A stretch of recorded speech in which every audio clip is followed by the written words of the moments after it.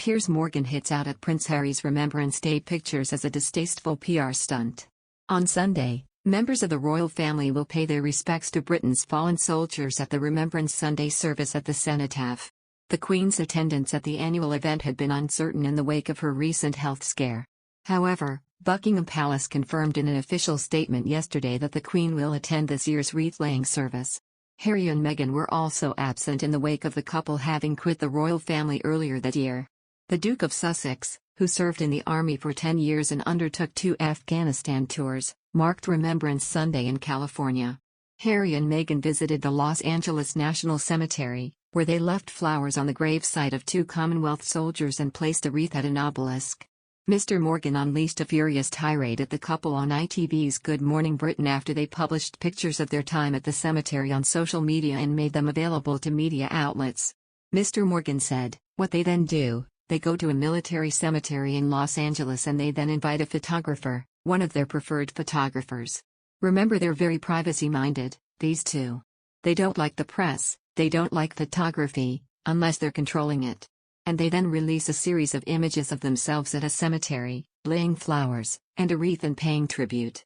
Now, Prince Harry is perfectly entitled as a former member of the armed forces to pay tribute to the armed forces, of course he is."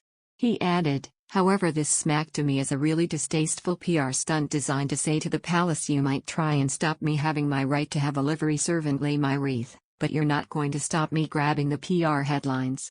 And I'm sorry, that sticks in my gullet. This guy is doing no duty." It was reported last year that the Duke of Sussex made a personal request for a wreath to be laid on his behalf at the service in London. Allegedly, Buckingham Palace denied Harry's request. Mr. Morgan's co-anchor at the time, Susanna Reid, was quick to jump to the defense of the Sussexes. She said, "My side of the story is that the armed forces mean a lot to Prince Harry. He served 10 years, he was blocked allegedly from having a wreath in his name placed at the cenotaph. Why wouldn't he want to show his respect when he has such a strong connection to the military?" Mr. Morgan sharply responded, "Why do it with a photographer in an American cemetery?" Ms. Reid said, "Because if you don't do it with a photographer, people don't know that you've done it." Mr. Morgan scoffed and added, "Oh please, do me a favor, you could have just issued a statement saying you're thinking of people." This week, the Court of Appeal heard new evidence as part of the appeal by the publisher of the Mail and Sunday appeal against the decision to grant summary judgment to the Duchess of Sussex on her privacy and copyright claims.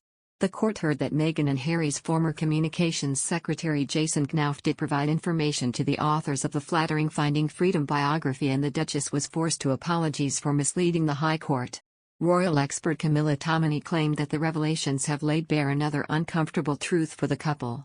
Ms. Tominey said, "Far from being unsupported by the institution, as they described the monarchy to interviewer Oprah Winfrey, the evidence appears to tell a different story.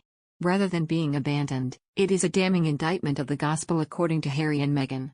Of course, what we have really learned from these week's court proceedings is how much control the Sussexes actually had all along, and how much those around them desperately tried to save them from themselves.